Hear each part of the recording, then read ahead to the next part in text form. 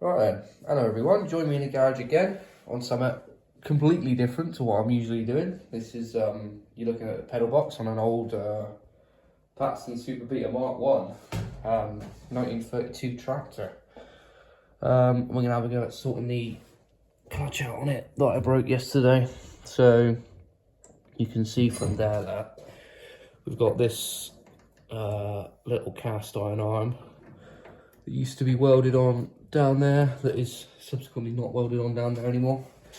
I want to try and change it up a little bit because if you see, usually it has to go all the way through the bulkhead for the full activation. So if we can change the fulcrum point on this arm a little bit, then hopefully, yeah, we could have these the same and then that just to there. That would be nice because at the minute it comes all the way forward like that. And then you go all the way back like that. So yeah, we'll take the arm off and stick it in the vise and see what we can do.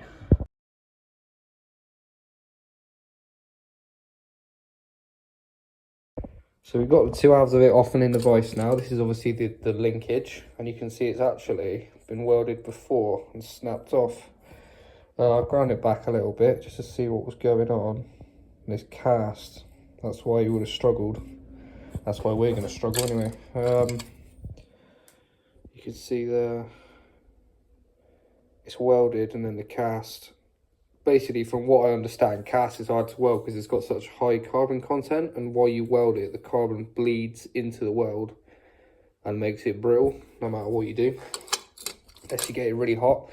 So we're gonna take the two halves of this off, cut a nice deep V in there, crank the welder right up, and see what, if we can do any better than the last bloke did.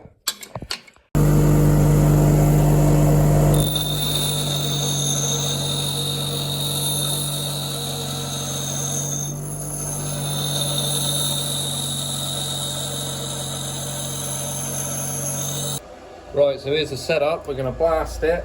Can't preheat it because I've got nothing to preheat it with, so we just got the welder turned right up. We're just going to hit it and hope for the best.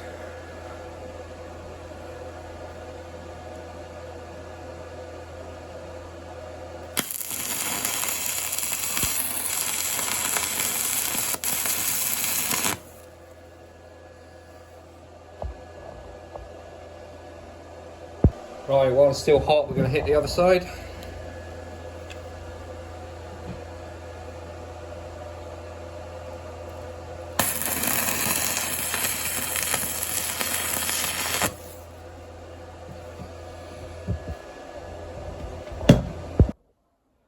Right then, there we go, if you can see that.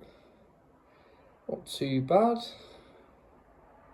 I'm not sure whether to do any more passes over it and thicken it out a little bit, or just like not muddy the waters and just leave it, because it's not bad. So I went a lot better than I thought it would, I'll be honest. I think we're going to refit it like this and have a go. I left it the same length, by the way. I didn't take any out because I thought if this goes wrong again, I'm going to have to try and drill a hole in this and just use that. But yeah, I don't think that's too bad. Right then, so I've put it all back together. Look, you can see it seems to be pretty good. It's got quite a bit less travel in it than before, which is nice. I'm guessing I've changed the angle of it slightly. You see, before I used to go all the way through the bulkhead there. Now it seems to be engaged by about there. So we'll get it fired up anyway and see what it's like. Alright, she hasn't been fired up in a little while, but let's see how we go.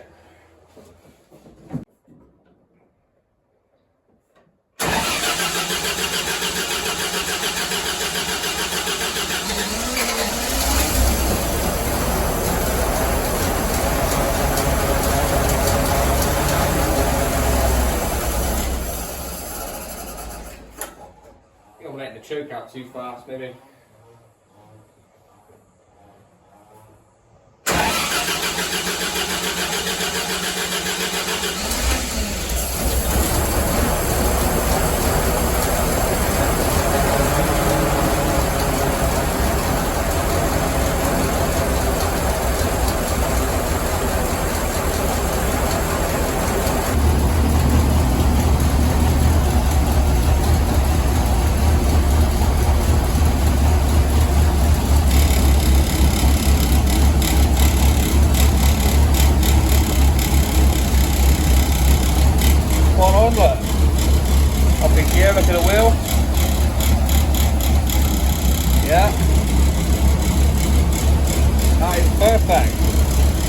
job. Cool, that's overall pretty successful. Yeah, it works again now. I still want to have a play with it a bit. I'd love it if this was sort of level with the brake pedal and then you just pushed it a little bit. But that's all, you know, that can all come later on. And I could do it putting a backstop on it as well, because at the minute it engages here, but you can still go all the way over here, which can be great for the clutch. But yeah, we've got a clutch again now, so yeah, that's pretty handy.